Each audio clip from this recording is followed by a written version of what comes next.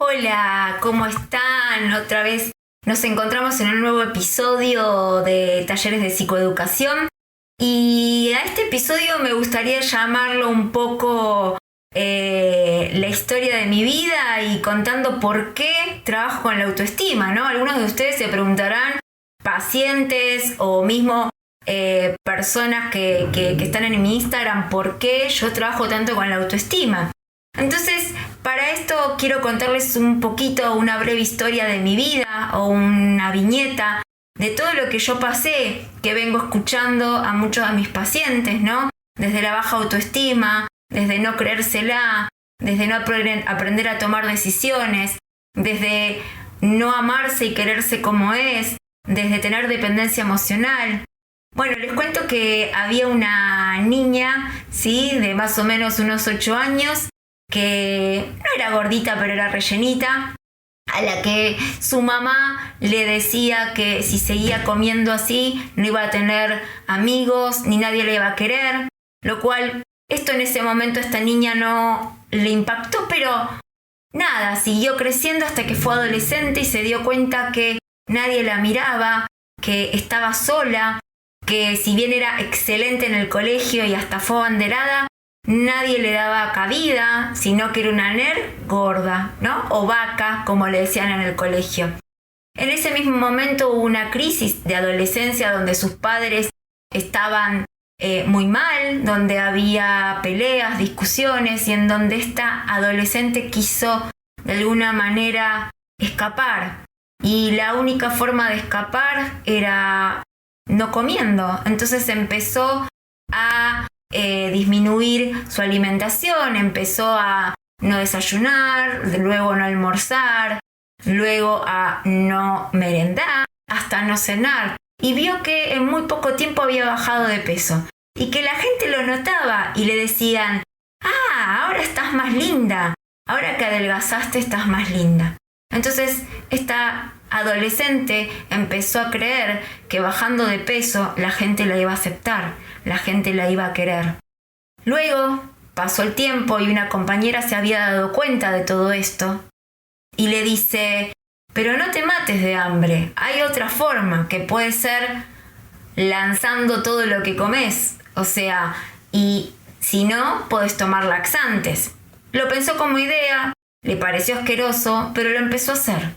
Entonces iba a ritmos entre comidas, entre laxantes, entre no comer, hasta que una vecina se dio cuenta y le dice a esta mamá: che, ¿qué pasa que está tan delgada tu hija? Y es donde esta familia dio cuenta que tenía trastornos de la conducta alimentaria. Pero esto es lo mínimo, ¿no? En el medio, a los 16 años, conoció al papá de su hija, que digo, mi hija, que es lo mejor que me pasó en el mundo, donde lo daba todo por esa persona, donde no podía vivir sin él, donde necesitaba hablar por teléfono todos los días de mi vida, porque sentía que si no estaba con él me iba a morir y que nadie me iba a querer porque él me eligió a mí, y si me eligió a mí es por algo y no me iba a dejar. Pasaron 2 años, nos comprometimos, en el medio fallece una tía que yo amé muchísimo y él me dice que nunca se iba a casar con una persona que estaba enferma. Y hoy sigue resonando en mi cabeza, ¿no? Es algo que hoy aún en este momento sigo recordando. Pero eso no es lo más importante, sino que en ese medio él me deja y en ese instante yo sufrí mucho el duelo de mi tía, el duelo de mi pareja, pero pude reponerme. Entonces empecé a salir, empecé a ir a bailar, empecé a conocer gente, empecé a darme cuenta que la gente me registraba, que no era un ente o algo así. Les cuento que ¿quién apareció? Apareció él de nuevo buscándome, diciéndome que no podía estar sin mí. Y les digo que los roles se invirtieron porque yo empecé a estudiar, ¿sí? Empecé a estudiar psicología. Y él empezó a ser muy celoso conmigo, a ser como esta cuestión de, bueno, entonces no me amás, entonces no me querés. Éramos muy dependientes emocionales, ¿no? De yo ser la controladora y él el controlado, él pasó a ser el controlador y yo la controlada, ¿no? Entonces yo decía, nadie me va a querer. Hasta que una noche me dice, si realmente me amás, dame esta prueba de amor. Se imaginarán cuál es la prueba de amor, que es la prueba de amor que tengo hace casi 19 años. En ese momento sentí que me iba a morir, pero sin embargo, él me dice, bueno, si vos no querés tener un hijo conmigo, hay una opción, pero no me vas a ver más. Gente, yo tenía tanto miedo de quedarme sola, tanto miedo de que nadie me quiera. ¿Quién me va a querer a mí?, pensaba. Pasó el tiempo, me casé, sí, señores, me casé por iglesia, me casé. Ese día lloré como nunca, porque no me quería casar, pero me casé. Nació mi hija, que repito, es lo más lindo y lo mejor que me pasó en la vida, pero yo quise retomar la facultad, pero se hizo imposible porque él era muy celoso y yo no tenía amigos ni amigas con quien estar. Estaba muy sola y sentía que me iba a quedar sola. Pero a mis casi 22 años tomé la decisión de separarme porque ya no podía más. Y fue la primera decisión inteligente que tomé en mi vida, pero no sabía lo que se me venía. Que se me venía tener que criar sola a mi hija, que tenía que vender una anilla para poder darle leche, que mi mamá no me habló durante 3 meses y que tenía que ir a trabajar, que yo nunca había trabajado en mi vida, y enfrentarme a un montón de cosas. Mientras tanto, seguía pensando que nadie me iba a querer, que nadie me iba a amar, que no servía para nada. Entonces empecé con cortes. Esta adolescente que se convirtió en mamá y en mujer, todavía se sentía desamparada, todavía sentía que no servía y que se iba a quedar sola para toda la vida. ¿Quién me iba a querer a mí con un hijo? ¿Quién se iba a fijar en mí con un hijo? A todo esto piensen que con 22 años yo me había perdido toda una vida. Entonces empiezo a salir, empiezo a conocer gente y imagínense tener una familia muy conservadora en la que, uy, salís y sos una trola, uy, mirá, te pones esta pollera y sos una puta, ¿no? Muy feo. Pero las pasé y sin embargo seguí adelante. En el medio tuve algunas relaciones, por supuesto, pero siempre me sentía vacía, siempre sentía que me faltaba algo. Terapia hice un montón de veces, sentía que no me servía. Yo sentía que no podía con esto. Hasta que decidí retomar mi carrera y aún así me autoboicoteaba y sentía que no iba a poder nunca llegar a mi meta, que no iba a poder ser una buena psicóloga y que ¿para qué vivir?, ¿no?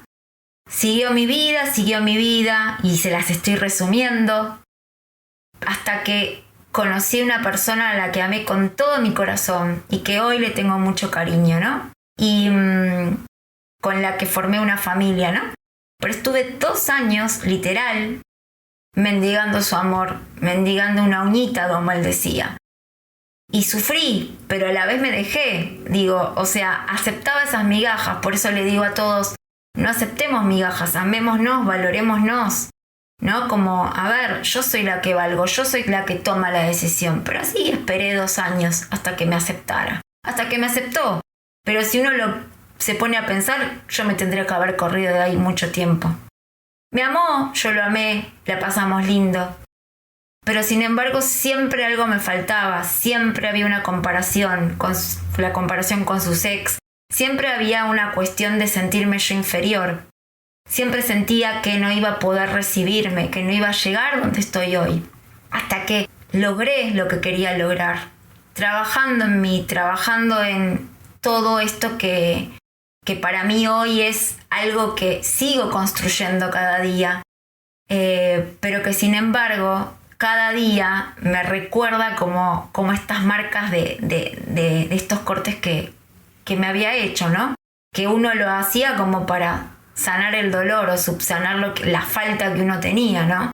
O esta falta de amor propio que no tenía hacia mí. Todavía sentía un vacío, sentía que nada me llenaba, podía viajar por el mundo, conocí lugares, fui feliz, pero sin embargo me faltaba algo y era algo que me haga valer por mí misma, y eso fue terminar mi carrera, gente. Lo hice por mí misma. Fue mi mayor logro aparte de mi hija. fue lo mejor que me pasó en la vida. Después dije, uy, bueno, ¿y ahora qué?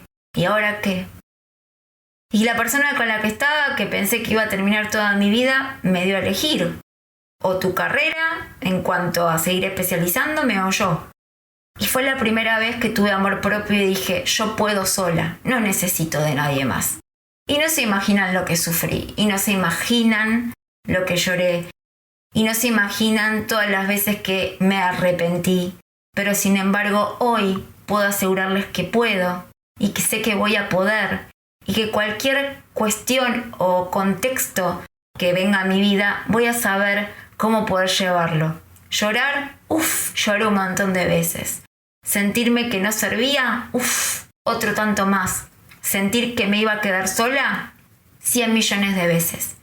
Pero pude entender que si no tengo amor propio, que si yo no me amo tal como soy, más allá de pensar que otros me pueden querer y amar, yo no voy a poder dar el mejor amor ni ser equilibrada con mis vínculos, ¿no? Entonces empecé a darme cuenta quién sí sumaba a mi vida y quién no. Entonces empecé a hablar, empecé a ser más asertiva, empecé a tomar decisiones, empecé a decir que no cuando no quería. Entonces todo esto hizo temblequear a muchas personas que ni se imaginaban que esta Paola, la de hoy, la transformada, la que ya no era la más sumisa, no iba a permitir más ningún tipo de abuso.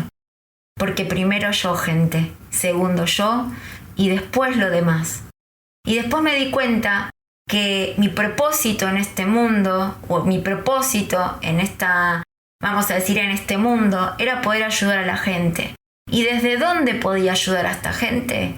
Y ayudarla desde entender que sin amor propio no puedo tomar decisiones, que sin amor propio no puedo tener relaciones saludables, que sin amor propio no puedo aprender a decir que no. Entonces dije, esta es la historia de mi vida, mi humilde historia de mi vida, en la que sufrí, en la que lloré, en la que soy una persona más, en la que a veces no tengo ganas de levantarme porque me siento mal, en la que a veces digo, ¿por qué sale todo tan malo? Pero ¿saben qué? Me acuerdo de que fui una persona resiliente, que salí de las llamas y que pude renacer, y que hoy soy esto gracias a mis experiencias, y que hoy puedo ayudar a las demás personas gracias a lo que fui. Así que hoy los invito a reflexionar, a que piensen que uno puede amarse, que uno puede salir de ese estado y que uno puede estar mejor, realmente si toma la decisión de hacerlo. Nuestras experiencias pasadas no nos pueden limitar. Soltemos, dejemos sanar, ¿sí? A veces la familia, obviamente no la elige, es la que uno toca, pero si uno va sanando esas heridas se va a ir dando cuenta de que uno puede ser mejor, la mejor versión. Y para despedirme de esta historia de mi vida, de por qué trabajo con la autoestima, les voy a contar un cuento. Les mando un abrazo enorme.